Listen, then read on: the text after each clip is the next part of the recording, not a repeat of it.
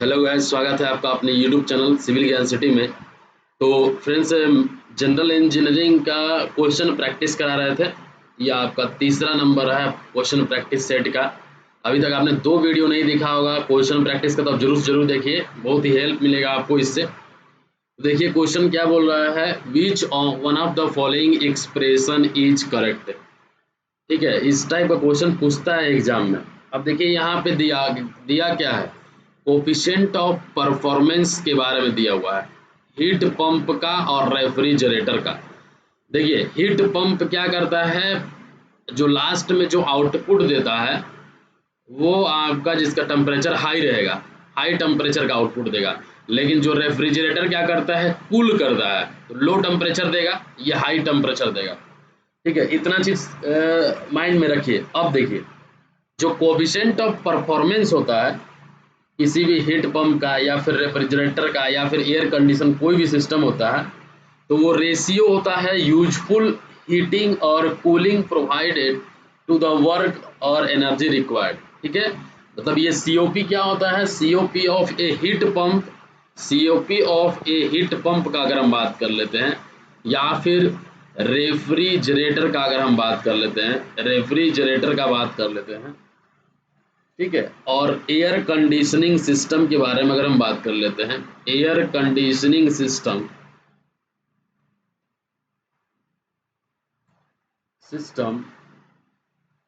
is a ratio of is a ratio of useful heating or cooling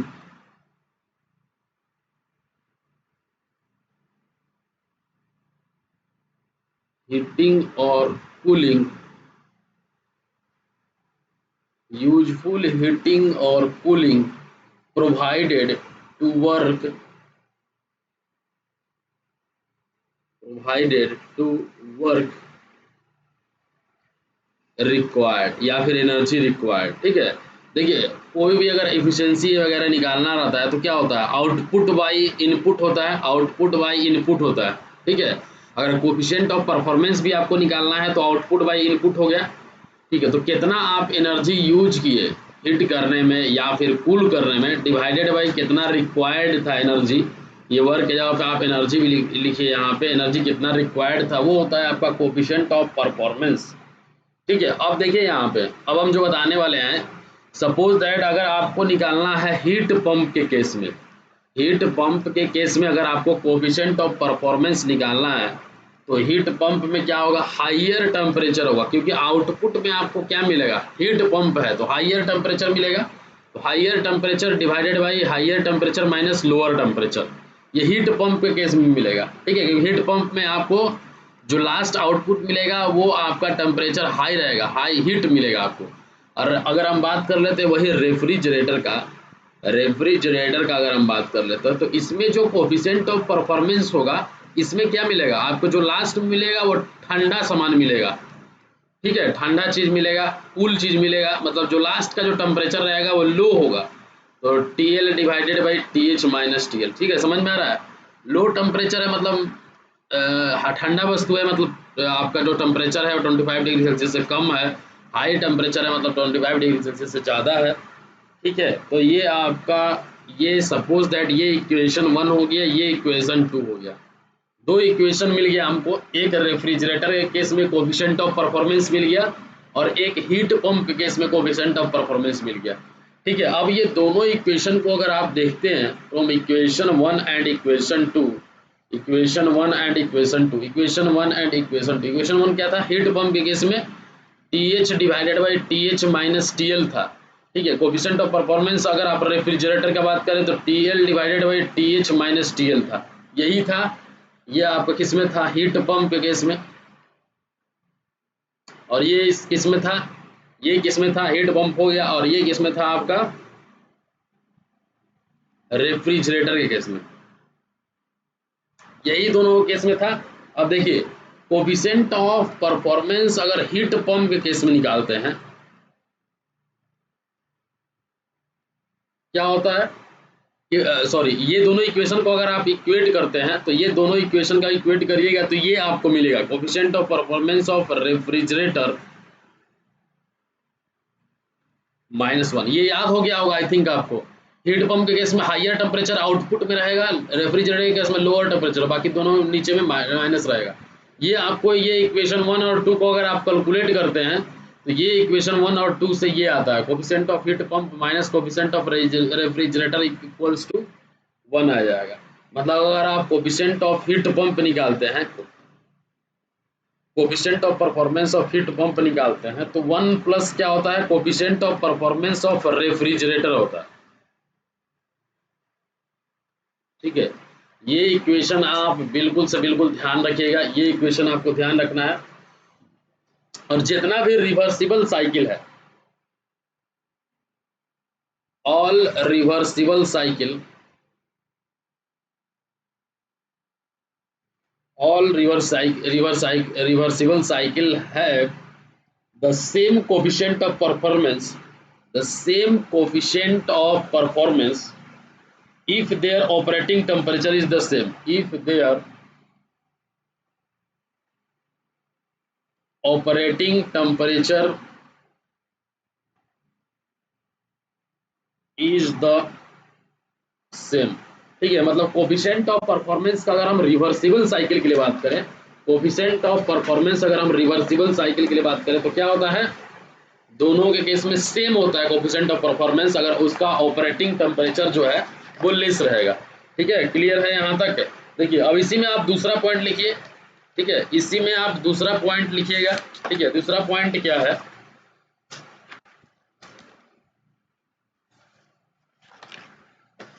for reversible Carnot cycle,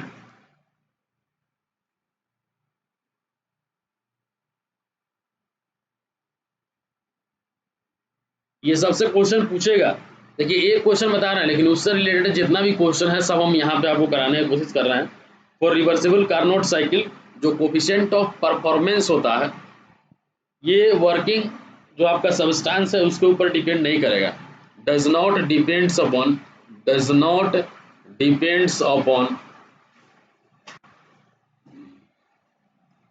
upon the working substance, does not depends upon the working substance. ठीक है, ध्यान रखिए आप। और reversible Carnot cycle coefficient of जो performance होगा वो आपके सब्सटेंस के ऊपर में डिपेंड नहीं करेगा। ठीक है, क्लियर है। अब देखिए यहाँ पे अगर हम बात कर लेते हैं रिवर्सिबल प्रोसेस का, तो रिवर्सिबल प्रोसेस क्या है, जो कि अपना पाथ को फिर से फॉलो करेगा। Process when reverse in its direction follow the same path as that of the forward path without leaving any effect on the system and surrounding, उसको हम क्या बोलेंगे, रिवर्सिबल साइकिल्स बोलेंगे। जो सेम पाथ को फॉलो करके, जो आगे वाला पाथ जो इस तरह से गया होगा तो इसी तरह से रिटर्न हुआ होगा, इसी को हम रिवर्सिबल पाथ बोलते हैं, रिवर्सिबल प्रोसेस बोलते हैं, रिवर्सिबल साइकिल बोलते हैं। ठीक है, तो ये हो गया आपका कोफिशिएंट। देखिए आप ऑप्शन में देखिए क्या सही होगा, coefficient of performance of heat pump equals to coefficient of refrigerator +1, ये आपका ऑप्शन हो जाएगा ना, ये आपका ऑप्शन हो जाएगा। ठीक है, आते हैं हम नेक्स्ट क्वेश्चन में। नेक्स्ट क्वेश्चन में इसका पीडीएफ अभी जस्ट इस वीडियो आने के बाद आपको civil Gyan city channel Telegram पे आपको ये पीडीएफ का पूरा मिल जाएगा। और friends civil Gyan city channel को सब्सक्राइब कर लीजिए आप लोग।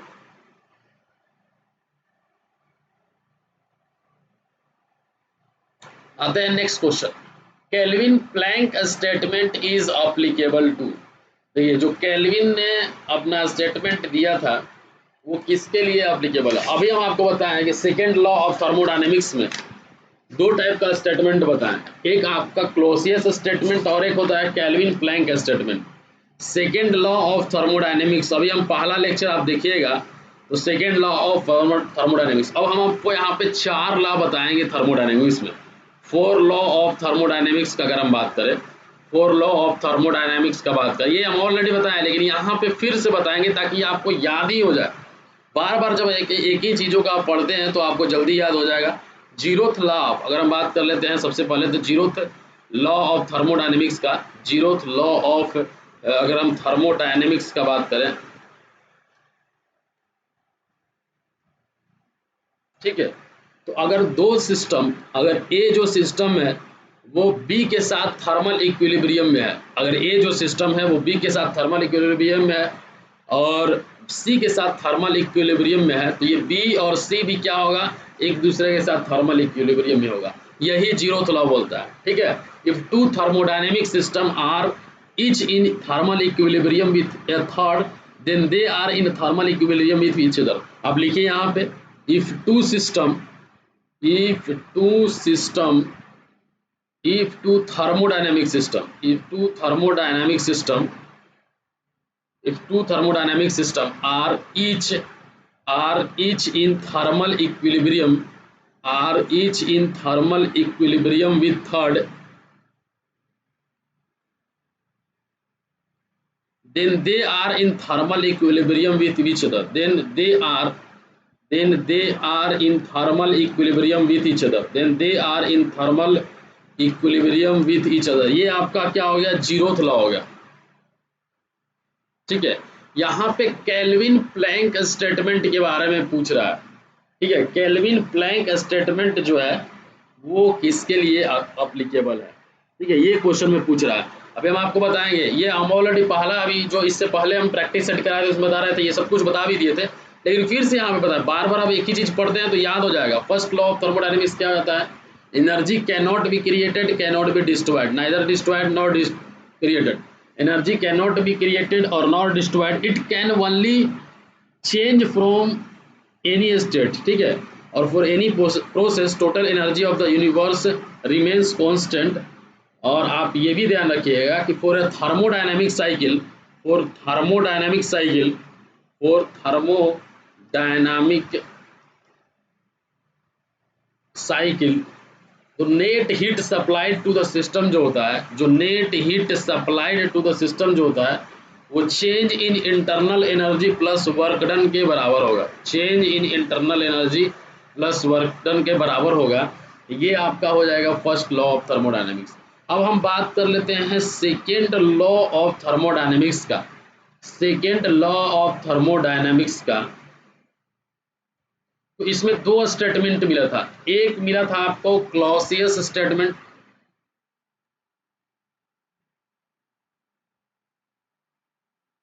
और दूसरा नंबर मिला था प्लैंक कैल्विन स्टेटमेंट। ठीक है, दो स्टेटमेंट मिला है इसमें, इस थ्योरम में।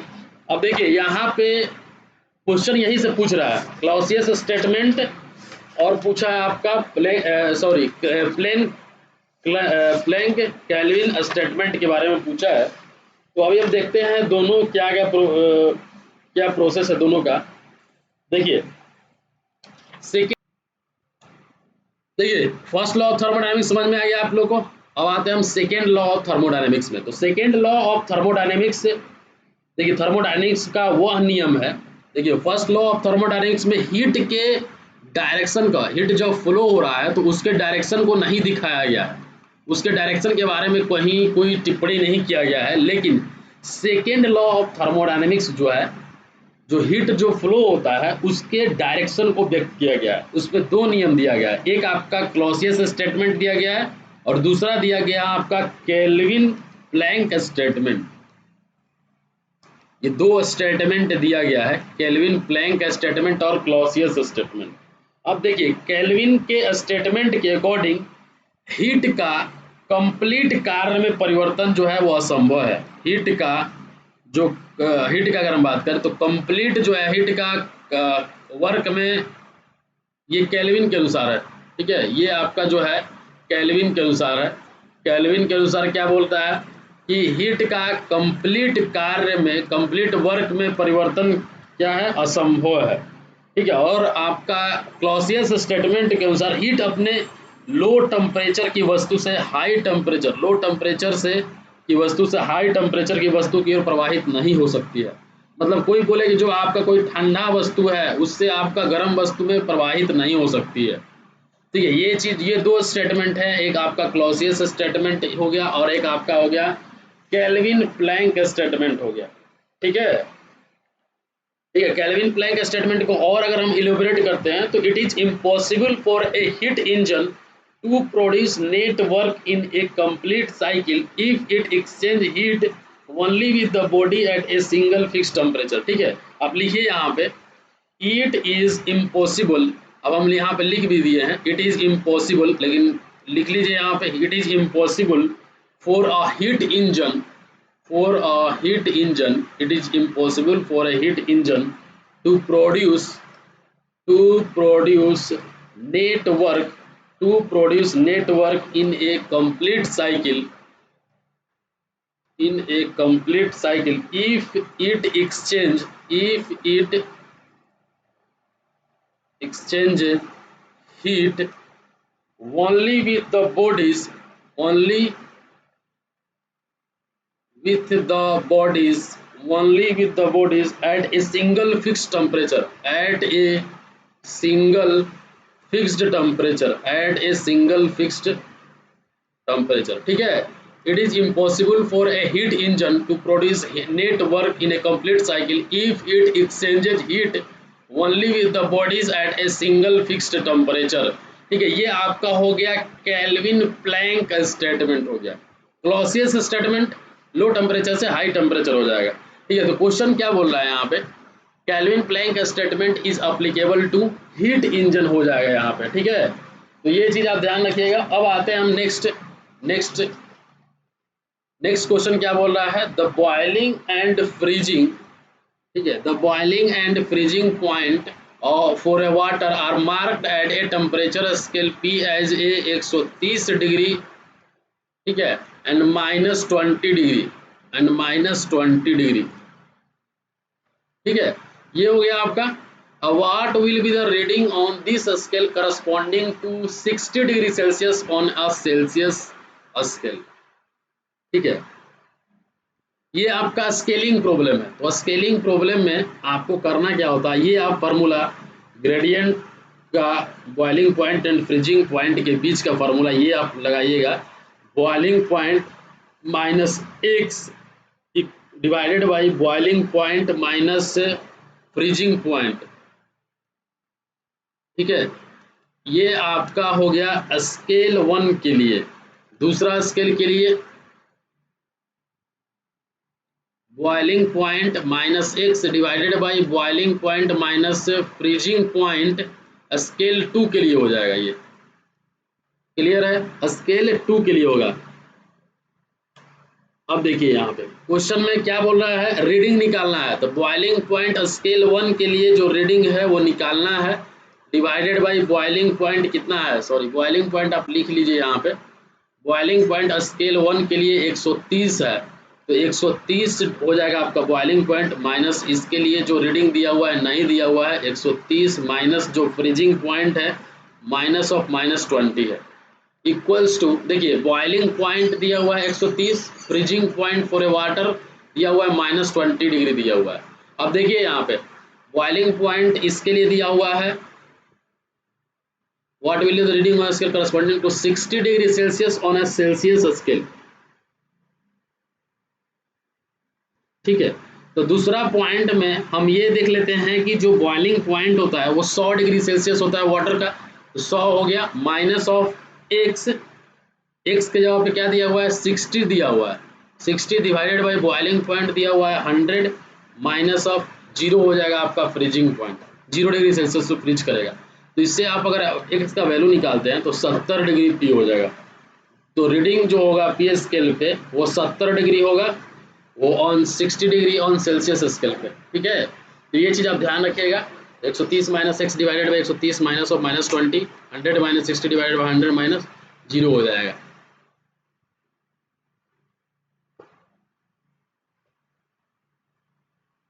आते हैं नेक्स्ट क्वेश्चन में।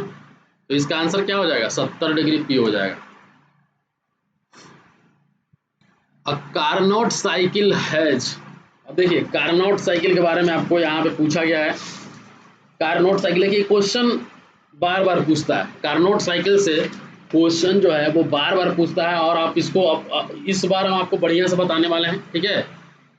देखिए सबसे पहले तो ये समझिए कि कोई भी अगर साइकिल होता है, कोई भी अगर पिस्टन सिलेंडर अरेंजमेंट में जो प्रोसेस होता है वो क्या होता है।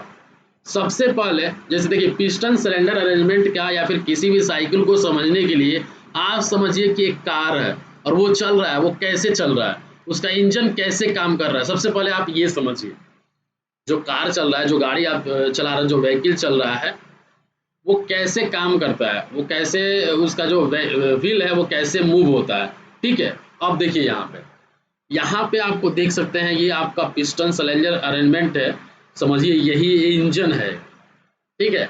और ये एक क्रैंक शाफ्ट के साथ जुड़ा हुआ है, इंटरनल कंबशन इंजन आपको यहाँ पे दिख रहा होगा।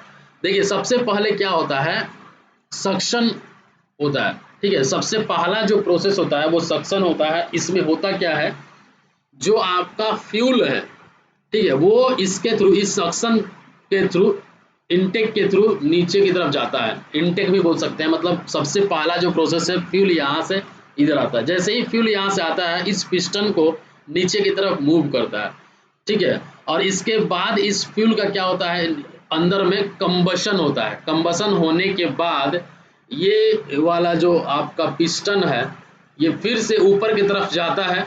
उस प्रोसेस में जब ये नीचे की तरफ जाता है तो एक बार जो व्हील है वो आपका मूव कर जाता है। मूव करने के बाद बहुत ज़्यादा हाई टेम्परेचर होगा और इसमें आपका स्पार्क जनरेट होगा, जो आगे की तरफ यहाँ मारेगा और यहाँ से जो गैसेस है वो एग्जॉस्ट हो जाएगा, ठीक है। मतलब 4 प्रोसेस हुआ, एक इनटेक जो कि सक्शन हो गया, इसके बाद इसमें क्या हुआ, पिस्टन सिलेंडर जो इसमें कंबशन हुआ, इसके बाद स्पार्क जनरेट हुआ, इसके बाद एग्जॉस्ट हो गया, ठीक है। तो ये सारा प्रोसेस में जो आपका व्हील है ये एक बार मूव कर जाता है। देखिए यहाँ पे लिखा भी हुआ है, fuel air mixture inter cylinders when the red valve opens. ये वाल्व जब ओपन होगा तो इसमें फ्यूल अंदर की तरफ जाएगा। ये आपका सिलेंडर अरेंजमेंट हो गया। पिस्टन मूव्स अप और डाउन, ये पहले डाउन मूव करेगा। Moving piston causes piston rod to move, और crank shaft is turned by moving a piston up. एक बार जो व्हील है ये मूव कर जाएगा। यहाँ पे स्पार्क प्लग लगा हुआ है और ये आपका एग्जॉस्ट गैसेस है जो कि यहाँ से ऊपर की तरफ आ जा रहा है, ठीक है। तो ये आपका एक प्रोसेस हो गया जिससे कि इंजन किस तरह से काम करता है। अब हम अगर बात कर लेते हैं इसी में अगर हम बात कर लेते हैं कि कार्नोट साइकिल क्या होता है। अगर हम इसी में बात कर लेते हैं कार्नोट साइकिल क्या होता है, तो आप इसके बारे में लिखिए, ठीक है। कार्नोट साइकिल क्या होता है, देखिए ये एक साइकिल है जो कि हम रिप्रेजेंट करेंगे यहाँ पे, द आइडियल रिवर्सिबल साइकिल। लिख लीजिए, आपको याद हो जाएगा, द आइडियल रिवर्सिबल साइकिल। देखिए कोई भी इंजन कितना वर्क कर रहा है, कितना इफिशियंसी दे रहा है, ठीक है, ये सब के लिए ही कार्नोट साइकिल दिखाया गया है। जैसे मान लीजिए आप 100 लीटर तेल डालें या फिर आप 100 रुपये का तेल डालें गाड़ी में, ठीक है। अब आप ये सोचें कि जो हम ये 100 रुपये का, आजकल तेल बहुत ज़्यादा महंगा हो गया है, ठीक है। तो यहाँ पे अगर आप 1 लीटर तेल सपोज दैट किए, तो आप सोचें कि 1 लीटर तेल में हम 500 किलोमीटर चल लेंगे। आप ऐसा मान लीजिए, ऐसा आप हमेशा सोचते हैं कि चलिए 500 किलोमीटर चल जाएगा एक लीटर तेल में, लेकिन ऐसा नहीं होगा। मतलब जितना इसका मैक्सिमम इफिशियंसी होगा, मान लीजिए 60 किलोमीटर चलने का मैक्सिमम इफिशियंसी होगा कोई भी व्हीकल्स का 1 लीटर तेल में। अगर बाइक है तो वो 60 किलोमीटर चलेगा। तो ये जो कार्नोट साइकिल है, ये सब साइकिल जितना भी रिप्रेजेंट करता है, ये मैक्सिमम इफिशियंसी कितना आप करवा सकते हैं उस इंजन में, कितना उसका मैक्सिमम एफिशिएंसी होगा, कौन कौन सा प्रोसेस उसमें काम कर रहा है, ये सब डिनोट करता है आपका ये सब साइकिल। जैसे कि कार्नोट थ्योरम जो है, उन्होंने, कार्नोट ने ही ये साइकिल दिया, तो इसलिए कार्नोट साइकिल हो गया, ठीक है। तो ये सब क्या है, ये जो है आपका उसी के बारे में डिस्कशन है कि कौन सा क्या होगा, ठीक है। तो कार्नोट साइकिल के बारे में अभी हम देखते हैं। कार्नोट साइकिल क्या है, ये एक आइडियल रिवर्सिबल साइकिल है। The ideal reversible cycle, the ideal reversible cycle, the ideal reversible cycle that has the highest possible efficiency, that has the highest, जो अभी हम बोले ना कि बाइक में अगर आप 1 लीटर तेल डलाते हैं तो 60 किलोमीटर चलेगा, मतलब ये मैक्सिमम एफिशिएंसी को दिखाता है। आप ये सोचिए कि 500 किलोमीटर चला दे या फिर चलते रहे, तो ऐसा तो नहीं हो सकता है। ये सब साइकिल जो आप पढ़ते हैं, ये सब इसी के लिए होता है। The ideal reversible cycle that has the highest efficiency, highest efficiency, highest efficiency, ये बताया कि ये प्रोसेस करिएगा तो इफिशिएंसी जो है वो मैक्सिमम आ सकता है। Highest efficiency among all heat engine, among all heat engines, among all heat engines, among all heat engine is called among all heat engine is called the Carnot cycle, is called the Carnot cycle, ठीक है। जो ideal reversible cycle है उसका highest efficiency है among all heat engine, उसको हम बोलेंगे Carnot cycle, ठीक है। अब देखिए जो कार्नोट साइकिल है, The Carnot cycle is one of the best known reversible cycle. One of the best known reversible cycle. One of the best known reversible cycle, one of the best known reversible cycle. ठीक है, the Carnot cycle जो है वो एक आपका best known reversible cycle है। ये आपका 4 रिवर्सिबल प्रोसेस से कंपोज होता है। The Carnot cycle is compose of the Carnot cycle is composed of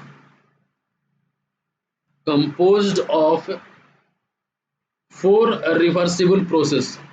4 reversible process. ठीक है, यही प्रोसेस के बारे में अभी क्वेश्चन में पूछा हुआ है। देखिए बहुत इंपॉर्टेंट आपको बता रहे हैं, ये सब इंपॉर्टेंट है जितना भी यहाँ पे लिख रहे हैं।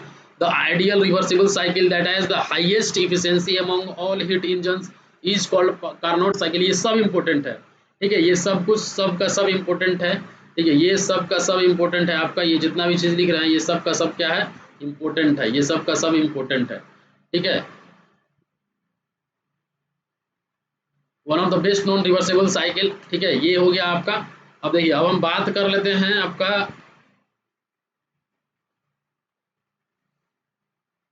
दो जो इसमें कार्नोट साइकिल में दो होता है इसमें आइसोथर्मल प्रोसेस। दो जो प्रोसेस होता है आइसोथर्मल होता है, और दो जो प्रोसेस होता है वो क्या होता है, एडियाबेटिक होता है। दो प्रोसेस आइसोथर्मल प्रोसेस होता है और दो जो प्रोसेस होगा वो एडियाबेटिक होगा। ये आप ध्यान रखिएगा, क्वेश्चन आपका यहीं से बन जाएगा। क्वेश्चन आपका क्या बनेगा, 2 आइसोथर्मल एंड 2 एडियाबेटिक। क्वेश्चन जो है आपका इसी से बन जाएगा। लेकिन आपको ध्यान देना है, यहाँ पे भी 2 आइसोथर्मल 2 एडियाबेटिक दिया हुआ है, यहाँ पे भी 2 एडियाबेटिक और 2 आइसोथर्मल दिया है, लेकिन यहाँ पे रिवर्सिबल का बात किया गया। इसीलिए कार्नोट साइकिल में हमेशा क्या है, रिवर्सिबल का ही बात होता है, क्योंकि रिवर्सिबल साइकिल ही मैक्सिमम इफिशिएंसी दे सकता है। ठीक है, तो कार्नोट साइकिल का जब आप बात करिएगा तो 2 आइसोथर्मल प्रोसेस और ये रिवर्सिबल होगा। ये क्या होगा, ज्यादा जो सुटेबल आंसर है ये क्या होगा, रिवर्सिबल होगा। क्या होगा, रिवर्सिबल होगा। ठीक है, अब देखिए अब और पॉइंट लिखिए, आप जितना भी पॉइंट लिखा रहे हैं आप सब लिखिए, तब जाके आपका क्लियर होगा। एन आइसोथर्मल प्रोसेस, जो आप 2 आइसोथर्मल प्रोसेस हो रहा है, isothermal process, N isothermal process is a very slow process, क्योंकि इसमें टेम्परेचर कांस्टेंट होता है। आइसोथर्मल प्रोसेस में होता क्या है, टेम्परेचर कांस्टेंट होता है, टेम्परेचर आपका कांस्टेंट होता है। तो is a very slow process, is a very slow process, is a very slow process, and the adiabatic process is, and the adiabatic process is very fast process, very fast process,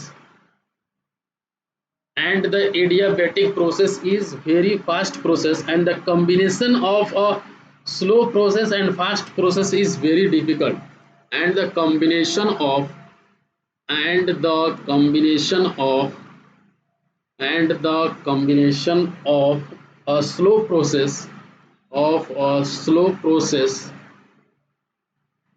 and fast process is very difficult, fast process is very difficult. ये आप लिख लीजिएगा, आपको याद होगा एक Carnot cycle का। देखिए मैकेनिकल का सारा पोर्शन आपका यही जो क्वेश्चन कर रहे हैं इसमें से ही क्वेश्चन आएगा। आप पूरा का पूरा मैकेनिकल पढ़िएगा उससे कोई फायदा नहीं है। अगर आप इस क्वेश्चन को कर लेते हैं, इसमें हम सब इससे रिलेटेड जितना भी थ्योरी हो रहा है सब बता रहे हैं आपको, देख लीजिएगा जितना भी सिलेबस है सब इसी से ही पूछेगा। Fast process is very difficult. ठीक है, so a Carnot cycle is also known as, so देखिए इस जितना भी पॉइंट बता रहे हैं सबसे क्वेश्चन पूछ सकता है। सो अ कार्नोट साइकिल, अब देखिए ये सब चीज समझा कर लिखा ही रहे हैं कि ये चीज होता है इसमें, अब क्या कर सकते हैं, होता है। अब कैसे होता है, क्यों होता है, ये सब अलग का कॉन्सेप्ट है। So a Carnot cycle is also known as, is also known as an impractical cycle, known as an impractical cycle, impractical cycle। देखिए इस तरह का प्रोसेस होता है इसलिए इसको हम इम्प्रैक्टिकल साइकिल बोलते हैं। ठीक है, ये सिर्फ और सिर्फ आपका यूज होता है सिर्फ अदर साइकिल का कंपेयर करने के लिए। It is used only, it is used only, it is used only to compare, to compare, it is used only to compare other actual cycle, to compare other actual cycle, to compare other actual cycle, other actual cycle को compare करने के लिए ही होता है ये। ठीक है, अब देखिए यहाँ पे समझिएगा बात को। अब हम यहाँ पे आपको उसका जो साइकिल है उसको हम बनाने वाले हैं। ठीक है, ये आपका हो गया P और ये हो गया आपका V। ठीक है, अब देखिए यहाँ पे जो आपका कार्नोट साइकिल होगा ये 1 से लेके 2 प्रोसेस है, ये 1 से लेके 2 प्रोसेस है, और इस प्रोसेस में हीट को आप ऐड किए। इस प्रोसेस में क्या किए, जो आप फ्यूल दिए वो क्या है, एक तरह से हीट को आप ऐड किए, और इसमें क्या है, आइसोथर्मल प्रोसेस हुआ, आइसोथर्मल प्रोसेस हुआ। ठीक है, अब देखिए 2 से लेके जो 3 है, 2 से लेके जो 3 है ये आपका क्या हो गया, एडियाबेटिक हो गया। 2 से लेके जो 3 हुआ एडियाबेटिक प्रोसेस हुआ, और इसमें भी क्या हुआ, 3 से लेके जो आपका 4 हुआ वो क्या हो गया, फिर से क्या हुआ, हीट को इसमें रिजेक्ट हुआ, हीट क्या हुआ, रिजेक्ट हुआ। क्योंकि आप देखे होंगे स्पार्क पहले क्या हुआ था, पहले क्या किया था, हीट दिए हम, ठीक है, इसके बाद इसमें कुछ कंबसन हुआ, एडियाबेटिक प्रोसेस हुआ, इसके बाद फिर से हीट को क्या हुआ, एग्जॉस्ट हुआ, तो हीट आउट हुआ, और ये फोर्थ प्रोसेस जो है जो कि फिर से आपका हुआ वो क्या है, ये एडियाबेटिक है, ये क्या है, एडियाबेटिक प्रोसेस है। ठीक है, ये आपका 4 प्रोसेस हुआ, 4 प्रोसेस हुआ, 1 से लेके 2 में हीट ऐड हुआ, आइसोथर्मल, एडियाबेटिक, एडियाबेटिक, और ये भी क्या है, आइसोथर्मल है। ठीक है, 2 आइसोथर्मल प्रोसेस और 2 एडियाबेटिक प्रोसेस, और ये दोनों का दोनों जो है वो रिवर्सिबल है। ठीक है, आप लिख लीजिए यहाँ पे 1 से लेके जो 2 है, देखिए कार्नोट साइकिल इंपॉर्टेंट है, अब जितना बार प्रैक्टिस करिएगा उतना बार आपको याद रहेगा। ठीक है, आइसोथर्मल, आइसोथर्मल कोई घोर के नहीं पिला सकता है आपको। ठीक है, जितना हो सकता है उतना ही समझा सकता है आपको। आइसोथर्मल हीट एडिशन यहाँ पे देखिए, ठीक है, आइसोथर्मल हीट एडिशन 2 से 3 में आप देखेंगे तो reversible adiabatic expansion, reversible adiabatic expansion, piston cylinder जो अरेंजमेंट आप देखें उसमें क्या होगा, सबसे पहले एक्सपेंशन होगा। ठीक है, एक्सपेंशन होगा। 2 से लेकिन 3 से लेके जो 4 होगा उसमें आइसोथर्मल हीट रिजेक्शन होगा, आइसोथर्मल हीट का जो है वो रिजेक्शन होगा, हीट रिजेक्शन होगा, आइसोथर्मल हीट रिजेक्शन होगा इसमें। ठीक है, और जो 4 से लेके 1 का जो प्रोसेस है वो रिवर्सिबल एडियाबेटिक कंप्रेशन होगा, उसमें रिवर्सिबल एडियाबेटिक कंप्रेशन होगा, इसमें रिवर्सिबल एडियाबेटिक क्या होगा, कंप्रेशन होगा। ठीक है, तो ये आपका जो है ये पूरी तरह से कार्नोट साइकिल के बारे में हो गया। ठीक है, कार्नोट साइकिल का ये पूरा प्रोसेस लिखिए। ठीक है, कार्नोट थ्योरम भी यही बोलता है कि कोई भी ऐसा ये नहीं है, कोई भी ऐसा इंजन नहीं है जो कि टेम्परेचर लिमिट सेम रख के और मैक्सिमम इफिशिएंसी दे, ये सिर्फ और सिर्फ कार्नोट साइकिल ही इतना इफिशिएंसी दे सकता है। ठीक है, ये प्रोसेस में, तो ये आपका पूरा कार्नोट साइकिल हो गया। इसका आंसर क्या हो जाएगा, इसका आंसर आपका हो जाएगा 2 reversible adiabatic and 2 reversible isothermal process होगा। आते हैं नेक्स्ट क्वेश्चन। नेक्स्ट क्वेश्चन देखिए, reversible Joule cycle is also known as, अब देखिए यहाँ पे जो रिवर्सिबल जूल साइकिल है उसको हम क्या बोलते हैं। ठीक है, रिवर्सिबल जो जूल साइकिल है उसको हम कौन सा साइकिल बोलेंगे, रिवर्सिबल जूल साइकिल को। इसका आंसर किसी को पता है तो बताइए। देखिए, रिवर्सिबल जूल साइकिल जो है वो बेल कोलेमन साइकिल है। रिवर्सिबल जूल साइकिल को हम लोग क्या बोल सकते हैं, बेल कोलेमन साइकिल भी बोल सकते हैं, या फिर इसको इसका एक और नाम है रिवर्स्ड, रिवर्सिबल या रिवर्स्ड है, सॉरी, रिवर्स्ड जूल साइकिल को हम लोग बेल कोलेमन साइकिल बोलते हैं, और इसको हम और क्या बोल सकते हैं, रिवर्स्ड ब्रेटॉन, ब्रेटॉन साइकिल बोलते हैं। ये भी चीज आप याद रखिएगा, रिवर्स जूल साइकिल को आप रिवर्स्ड ब्रेटॉन साइकिल या फिर बेल कोलेमन साइकिल बोलते हैं।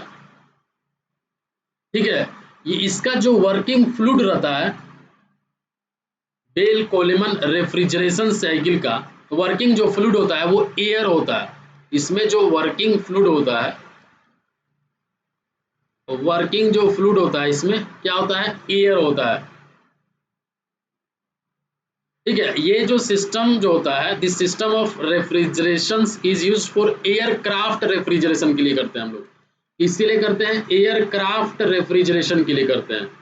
एयरक्राफ्ट रेफ्रिजरेशन के लिए आपका रिवर्स जूल साइकिल या फिर बेल कोलेमन साइकिल भी होता है। ठीक है, ये इसमें जो है आपका दो आपका आइसेंट्रोपिक प्रोसेस होगा और दो आपका आइसोबारिक प्रोसेस होगा। ठीक है, क्या होगा आपका, दो आपका प्रोसेस वन, अगर वन से लेकर टू का बात करें तो इसमें क्या होगा, आइसेंट्रोपिक कंप्रेशन होगा। आइसेंट्रोपिक कंप्रेशन होगा वन से लेकर टू में। ठीक है, दो से लेकर तीन में आपका अगर हम बात करें तो कांस्टेंट प्रेशर आपका हीट पहले ही रिजेक्ट हो जाएगा, हीट रिजेक्शन होगा। हीट रिजेक्शन होगा क्योंकि यहाँ पे क्या हो रहा है, कूल करना है, ठंडा करना है। ठीक है, तीन से लेके जो चार का जो साइकिल होगा वो आइसेंट्रोपिक कंप्रेशन एक्सपेंशन होगा, आइसेंट्रोपिक एक्सपेंशन होगा। तीन से लेके जो चार का जो प्रोसेस होगा और जो चार से लेके जो एक का प्रोसेस होगा, इसमें क्या होगा, कांस्टेंट प्रेशर हीट एब्जॉर्प्शन होगा। कांस्टेंट प्रोसेस प्रेशर और हीट एब्जॉर्प्शन होगा। ठीक है, ये चीज आप ध्यान रखिएगा। तो यहाँ पे इसका आंसर हो जाएगा बेल कोलेमन साइकिल हो जाएगा। ठीक है, अभी इसके बारे में इतना ही जानिए। आते हैं नेक्स्ट क्वेश्चन। नेक्स्ट क्वेश्चन क्या बोल रहा है, देखिए ये इंपॉर्टेंट क्वेश्चन है। इस वाले क्वेश्चन में जो हम बताएं इतना ही याद रखिएगा, इतना ही इंपॉर्टेंट है। नेक्स्ट क्वेश्चन देखिए, perpetual motion machine of second kind PMM2 highlights the. ठीक है, अब देखिए PM11 और PM22 ये किसको वायलेट करता है, ये जो है, ये जो लॉ है ये आपका सेकेंड लॉ ऑफ थर्मोडायनामिक्स को वायलेट करता है। PMM2 जो है ये आपके सेकेंड लॉ ऑफ थर्मोडायनेमिक्स को वायलेट करता है। ठीक है, क्लियर है। देखिए अब हम आपको यहाँ पे बता दें कि PMM1 क्या है और PMM2 क्या है। सबसे पहले हम बात करेंगे PMM1 का। ठीक है,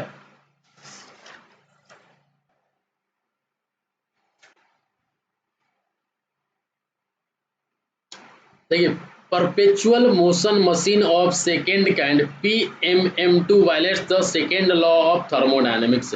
अब आप सबसे पहले तो ये समझिए कि PMM1 क्या है, इसके बाद ना PMM2 में जाइएगा। देखिए PMM1 में सबसे पहले तो आप फर्स्ट लॉ ऑफ थर्मोडायनेमिक्स से क्या समझते हैं। फर्स्ट लॉ ऑफ थर्मोडायनेमिक्स क्या होता है कि energy can neither be created और nor be destroyed, it can only be get from it can only get transformed from one form to another form। Energy को ना ही आप तो आप क्रिएट कर सकते हैं ना ही डिस्ट्रॉय कर सकते हैं, सिर्फ एक स्टेट से दूसरे स्टेट में आप चेंज कर सकते हैं। लेकिन एक इमेजिनरी डिवाइस आया और वो क्या बोल दिया, an imaginary device which produce work continuously without observing any energy from its surrounding is called of PMM1।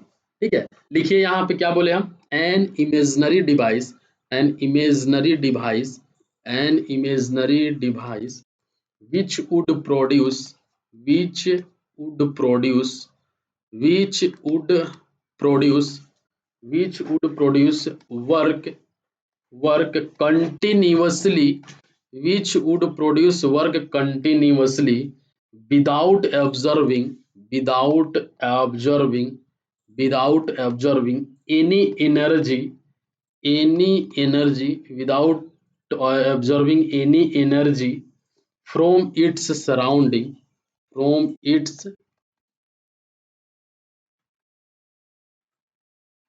surrounding is called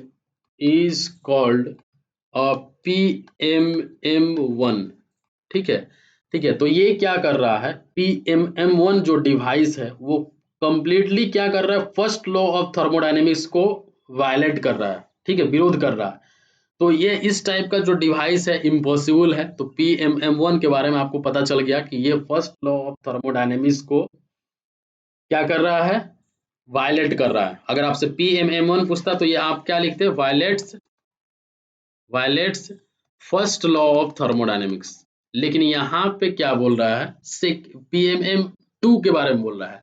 तो देखिए PMM जो 2 है ये एक फिक्सियस मशीन है, लिखिए यहाँ पे, a फिक्सियस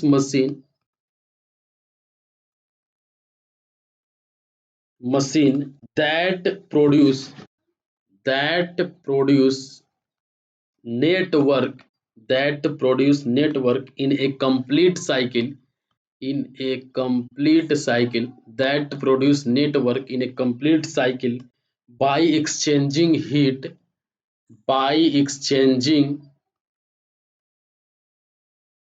heat with only one reservoir is called the PM2, is called PMM2। ठीक है, तो ये क्या कर रहा है, ये केल्विन प्लैंक जो स्टेटमेंट है उसको वायलेट कर रहा है। केल्विन प्लैंक जो स्टेटमेंट है, अगर आपसे क्वेश्चन में ये भी पूछ बोल देता कि ऑप्शन में देता केल्विन प्लैंक स्टेटमेंट को क्या कर रहा है, वायलेट कर रहा है, क्योंकि एक रिजर्वायर से आप नहीं कर सकते हैं। ये आपका टेम्परेचर T1 है, यहाँ पे आपका हीट इंजन है, ठीक है, यहाँ से आप अगर हीट देते हैं और यहाँ से आप वर्क जो डन है वो हीट के फॉर्म में ले लेते हैं, और यहाँ पे आप बोलते हैं Q2 0 होगा, तो ये पॉसिबल नहीं। यहाँ पे भी कुछ ना कुछ यहाँ पे भी टेम्परेचर रहेगा, ठीक है। तो ये आपका एक जो रिजर्वायर है उससे आप नहीं कर सकते हैं। तो ये केल्विन प्लैंक स्टेटमेंट को क्या कर रहा है, वायलेट कर रहा है, ठीक है। को आपको ये चीज समझ में आ रहा होगा, fictitious machine that produce network in a complete cycle by exchanging heat with only reservoir is called PMM2। ठीक है, यहाँ तक क्लियर है। तो इसमें आंसर में क्या हो जाएगा, इसका आंसर आप लोग समझ गए होंगे, सेकेंड लॉ ऑफ थर्मोडायनेमिक्स हो जाएगा। वही केल्विन प्लैंक स्टेटमेंट जो है वो सेकेंड लॉ ऑफ थर्मोडायनेमिक्स में ही दिया गया है। अब देखिए next question, petrol is used in which cycle. Petrol हम लोग कौन से साइकिल में यूज करते हैं।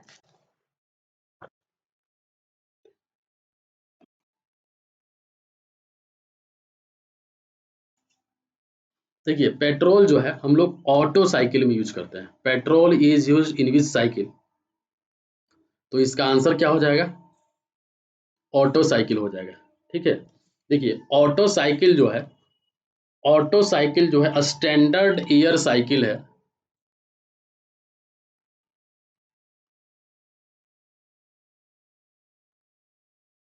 In the spark ignition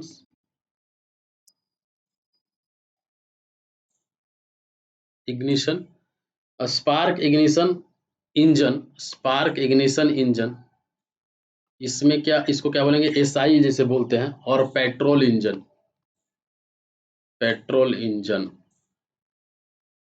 auto cycle आपका एक स्टैंडर्ड ईयर साइकिल है जो कि स्पार्क इग्निशन इंजन और पेट्रोल इंजन में यूज होता है। इसमें देखिए, इसमें क्या होता है, देखिए ये आपका क्या हो गया, ऑटो साइकिल हो गया। ये यहाँ से लेके यहाँ तक 1 से 2 प्रोसेस हो गया, ये आपका 2 से 3 हो गया, 3 से 4 हो गया, और 4 से 1 हो गया। ठीक है, ये आपका भीड़ हो गया, ये आपका क्या हो गया, P हो गया। ये 1 से लेके 2 प्रोसेस हो गया, ये आपका 2 से लेके 3 प्रोसेस हो गया, ये आपका 3 से लेके 4 प्रोसेस हो गया, ये आपका 4 हो गया।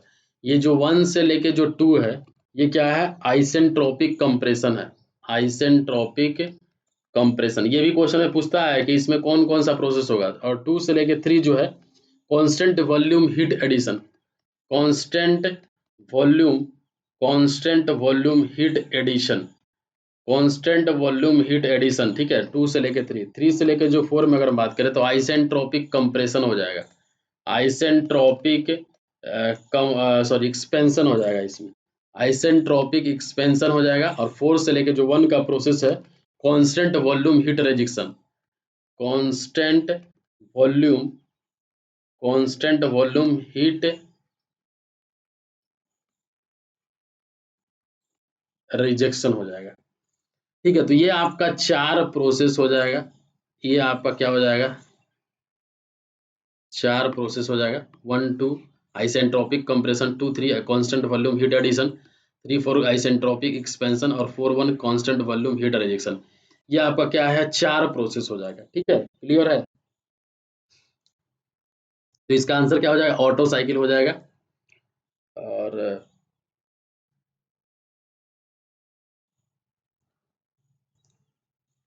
आते हैं नेक्स्ट में।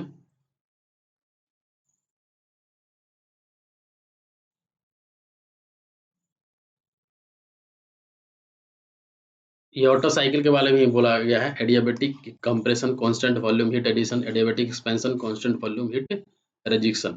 इसमें क्या होता है, आपका air and fuel mixture is compressed isentropically inside the cylinder, combustion takes place inside the cylinder due to external source, और आपका high pressure and high temperature gases expands isentropically inside the cylinder और gases come out from the cylinder and cycle is completed. ये यहाँ पे एक और दिखाया गया है 1 से 2, ये आपका इनटेक स्ट्रोक है, एग्जॉस्ट स्ट्रोक। आप इसको नहीं भी दिखा सकते हैं, आप डायरेक्टली भी यहाँ से 2 3 4 भी लिख सकते हैं। ठीक है, आपके मन के ऊपर में। देखिए होता क्या है एक्चुअली, देखिए इंजन क्या होता है, इंजन और मोटर जो है एक मशीन होता है जो कि किसी भी एनर्जी को यूजफुल मैकेनिकल मोशन में कन्वर्ट करता है ताकि उससे कुछ जनरेट हो सके, जैसे गाड़ी को चलाया जा सके। ठीक है, तो वो सब क्या है, आपका इंजन हो गया। तो एन इंजन और a motor is a machine designed to convert energy into useful mechanical motion. जो हीट इंजन होता है including IC engine and EC engine burn a fuel to create a heat which then creates motion and motor convert electrical energy into mechanical motion। ठीक है, तो ये आपका हो गया इंजन के बारे में। देखिए इसमें सबसे पहले क्या होता है, इनटेक होता है, यहाँ से फ्यूल अंदर की तरफ जाता है, इसके बाद यहाँ पे वेरी हाई प्रेशर लगा के आपका कंप्रेशन होगा, इसके अंदर में फ्यूल जलेगा, कंबसन होगा, और ये जो आपका एक बार जैसे ही ये इधर नीचे की तरफ मूव किया तो व्हीकल जो है, जो आपका चक्का जो है वो एक बार यहाँ से नीचे की तरफ मूव कर जाता है। इसके बाद कंबसन होने के बाद जो गैस जलता है उसके बाद क्या होता है, एग्जॉस्ट एग्जॉस्ट होता है। तो इस तरह से वर्क करता है आपका, ये आपका सिलेंडर हो गया, ये आपका पिस्टन रड हो गया, ये आपका क्रैंक शाफ्ट हो गया, ये रोटेटिंग व्हील हो गया, ये पिस्टन हो गया, ये कंप्रेस्ड फ्यूल हो गया। ठीक है, अब देखिए होता क्या है आपका, it is a thermodynamic cycle which is used in internal combustion engine to produce work. It is mostly used in automobile petrol engine. This is the PV diagram of Otto cycle. ये आपका PV diagram है। सबसे पहले क्या हुआ, intake हुआ, fuel अंदर गया। ठीक है, 1 से 2 तक इनटेक हुआ, इसके बाद क्या हुआ, आपका जो एयर और जो फ्यूल है वो मिक्सचर जो है वह कंप्रेस्ड हुआ 2 से लेके 3 प्रोसेस में। ठीक है, 2 से लेके 3 प्रोसेस में। अब आपका 3 से जो 4 है आपका कंबशन हुआ, वॉल्यूम जो है आपका हीट जो है इसमें ऐड हुआ, इसके बाद क्या हुआ, आपका एक्सपेंशन हुआ, इसके बाद क्या हुआ, हीट रिजेक्ट हो गया। ठीक है, यहाँ पे इसके बाद क्या हुआ, हीट रिजेक्ट हुआ। तो यही प्रोसेस के थ्रू एक दिखाया गया है। तो वही वाला है ऑटो साइकिल आपका। ठीक है, वही यही आपका क्या है, ऑटो साइकिल है। आते हैं नेक्स्ट क्वेश्चन में, compression ratio in case of SI engine is in the range of. ठीक है, तो एसआई इंजन में जो कंप्रेशन रेशियो होता है वो क्या होता है। ठीक है, अब देखिए डिफरेंस बिटवीन, ठीक है, इंटरनल कंबशन इंजन और स्पार्क इग्निशन इंजन में क्या डिफरेंस होता है, ये चीजें हम बताने वाले हैं आप लोगों को। ठीक है, तो देखिए आप यहाँ पे एक हेडिंग डालिए, आप यहाँ पे एक हेडिंग डालिए और लिखिए, हेडिंग क्या यहाँ पे लिखिए, लिखा ही हुआ है जो आपका एसआई इंजन और सीआई इंजन में क्या डिफरेंस है। ये देख लीजिए, ये भी इंपॉर्टेंट है, बाकी ये क्वेश्चन आपको बता ही देंगे। इसका जो आंसर होगा, ठीक है, compression ratio in case of SI engine 6 से 10 होता है। ठीक है, compression ratio in case of SI engine 6 से 10 होता है। इससे पहले आप,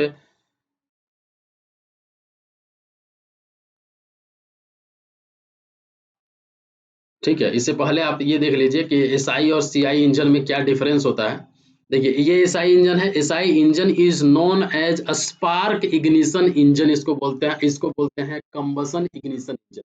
सबसे पहला बेसिक डिफरेंस, इसमें जो फ्यूल यूज होता है एसआई इंजन में, इसमें सिर्फ और सिर्फ पेट्रोल और गैसोलीन यूज होता है। जो फ्यूल आप यूज करते हैं एसआई इंजन में जिसमें कि स्पार्क लगा रहता है, उसमें गैसोलीन और पेट्रोल ही यूज होता है। इसमें क्या फ्यूल होगा, इसमें जो फ्यूल यूज होगा, इसमें डीजल फ्यूल यूज होगा। इसमें क्या होगा, डीजल यूज होगा। ठीक है, इसमें जो कंप्रेशन रेशियो होता है वो 6 से लेकर 9 होता है एसआई इंजन में, और जबकि इसमें जो कंप्रेशन रेशियो होता है वो हाई होता है, 15 से 20 होता है। ठीक है, क्लियर है। इसमें जो सक्शन स्ट्रोक होता है, सक्शन स्ट्रोक में हम लोग क्या यूज करते हैं, ठीक है, आगे हम लोग देखेंगे। इसमें क्या है, this is the light in a wet because of low pressure developed here, और ये आपका हैवी होता है वेट में क्योंकि हाई प्रेशर यहाँ पे डेवलप होता है। एसआई इंजन में आपका लो वाइब्रेशन होगा, नॉइज नहीं होगा, यहाँ low vibration and noise here, और यहाँ पे ज्यादा वाइब्रेशन और नॉइज होगा सीआई इंजन में। The speed is higher in SI engine, the speed is low in CI engine. Thermal efficiency is low और एवरेज, इसमें थर्मल एफिशिएंसी हाई होगा सीआई इंजन में। एयर और फ्यूल जो है वो आपका यूज होता है इनटेक स्ट्रोक में, मतलब जब आप इनटेक, जब सबसे पहले स्टार्ट होता है इनटेक में, वो एयर और फ्यूल दोनों लेता है, जबकि इसमें क्या होगा, सिर्फ और सिर्फ इनटेक प्रोसेस में एयर लेता है। This is the kind of cheaper in the price. This is the we get higher in the price. This is also called as constant volume cycle. This is also called as constant pressure cycle. Petrol fuel has a high self ignition temperature, जबकि diesel fuel का जो होता है self ignition जो temperature होता है जबकि वो लो होता है, ठीक है। तो ये सारा जो SI engine fitted with carburettor and spark plug, CI engine fitted with injection और fuel injector. Temperature ranges here 250 से 300 डिग्री सेल्सियस तक टेम्परेचर होता है, यहाँ पे 600 से 700 डिग्री सेल्सियस तक टेम्परेचर होता है। तो ये सारा जो है आपका एसआई इंजन और सीआई इंजन में डिफरेंस हो गया, ये आपको याद रखिएगा तो ज़्यादा बेटर रहेगा। आते हैं हम next, the air standard efficiency of diesel cycle is expressed as, ठीक है। Air standard efficiency diesel cycle का बोल रहा है, तो इसमें क्या होगा,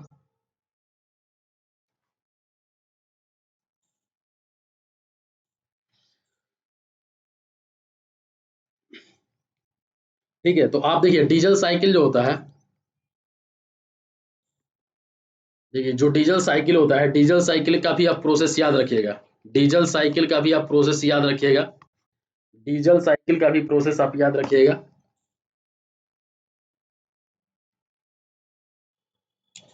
2 से 3 हो गया, ये आपका 1 से लेके 2 हो गया,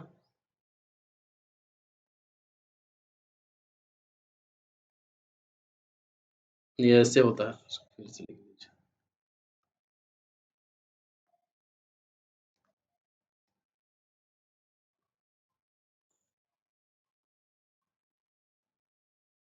ठीक है, ये आपका 1 हो गया, ये आपका 2 हो गया, ये 3 हो गया, ये 4 हो गया, ठीक है। अब देखिए ये 1 से लेके जो 2 प्रोसेस है, इसको हम लोग बोलते हैं reversible adiabatic compression, reversible adiabatic compression बोलते हैं, adiabatic compression, reversible adiabatic compression हो जाएगा। 2 से जो 3 प्रोसेस होता है, 2 से 3 जो प्रोसेस होता है, ये भी हो जाएगा, ये भी हो जाएगा। कांस्टेंट प्रेशर हीट एडिशन हो जाएगा, कांस्टेंट, देखिए यहाँ पे प्रेशर जो है वो कांस्टेंट है, ऐसे हम डायरेक्टली हॉरिजॉन्टल लाइन किए हैं, constant pressure, constant pressure heat addition, constant pressure heat addition हो जाएगा। 3 से जो 4 प्रोसेस होगा वो क्या होगा, रिवर्सिबल एडियाबेटिक एक्सपेंशन होगा, रिवर्सिबल एडियाबेटिक एक्सपेंशन होगा। और जो आपका 4 से लेके 1 का जो प्रोसेस होगा वो क्या होगा, कांस्टेंट वॉल्यूम हीट रिजेक्शन होगा।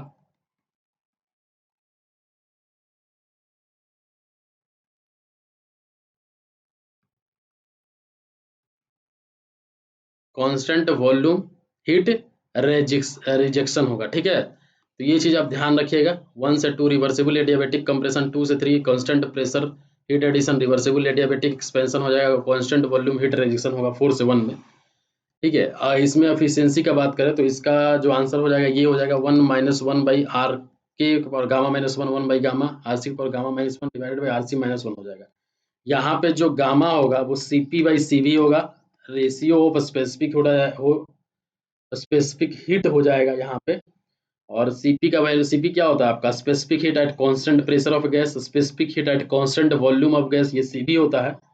और आइडियल गैसेस के केस में, आइडियल गैस के केस में क्या होता है, आइडियल गैस के केस में जो गामा का वैल्यू होता है वो 1.4 होता है, और जो सीपी का वैल्यू होगा वो 1.005 किलो जूल केजी केल्विन हो जाएगा, ठीक है। उसी तरह अगर हम सीवी का बात करें तो 0.718 किलो जूल kg केल्विन हो जाएगा, ठीक है। और आर के जो होगा, आर के जो यहाँ पे लिखा हुआ है, आर के जो हो जाएगा वो क्या हो जाएगा, V1/V2 होगा, compression ratio of diesel cycle हो जाएगा। आर के का वैल्यू जनरली 16 से 22 होता है, आर के का वैल्यू जो होता है जनरली 16 से 22 होता है। आर सी जो होगा वो आपका कट ऑफ रेशियो होता है, आर सी जो यहाँ पे लिखा हुआ है ये क्या होता है, कट ऑफ रेशियो होता है, ठीक है, कट ऑफ रेशियो होता है आर सी। V3/V2 होगा, क्या होगा ये, V3/V2 होगा। ये भी चीज आप ध्यान रखिएगा। तो ये आपका क्या हो गया, ये एफिशिएंसी का फॉर्मूला ये हो जाएगा, ये याद रखिएगा आप। आते हैं नेक्स्ट क्वेश्चन में, इन 4 stroke cycle diesel engine during suction stroke. देखिए अब हम बात कर लिए डीजल इंजन का, तो सक्शन स्ट्रोक में ओनली एयर स्टक होता है। अभी हम बताएं आपको एसआई इंजन और सीआई इंजन में, सीआई इंजन ही डीजल इंजन होता है, ठीक है, उसमें सिर्फ और सिर्फ एयर सबसे पहला जो इनटेक स्ट्रोक होता है, सिर्फ और सिर्फ इसमें क्या करते हैं, एयर स्टक करता है, बाद में फ्यूल आता है, ठीक है। तो ये यहाँ पे क्या हो जाएगा, ओनली एयर इज स्टक। देखिए यहाँ पे अभी हम बताएं जो है सीआई इंजन क्या है, आपका क्या है, सीआई इंजन डीजल इंजन है, और इसमें जो आपका here only air is use during the intake process, ठीक है। तो ये यही बोल रहे हैं कि एक दूसरे से सब लिंक है। अगर आप ये सिर्फ पढ़ते हैं तो आपका इतना जो क्वेश्चन अभी हम कराए, इतना क्वेश्चन अगर आप कंप्लीट कर लेते हैं तो आपका बहुत ज़्यादा फायदा करेगा, ठीक है। और दोस्तों आप सिविल ज्ञान सिटी चैनल को जरूर से जरूर सब्सक्राइब कर लीजिए। अगर आपको वीडियो अच्छा लगता है तो जरूर से जरूर शेयर कीजिए, लाइक करिए। सिविल ज्ञान सिटी चैनल को आप जरूर से जरूर सब्सक्राइब कर लीजिए, थोड़ा सपोर्ट करिए।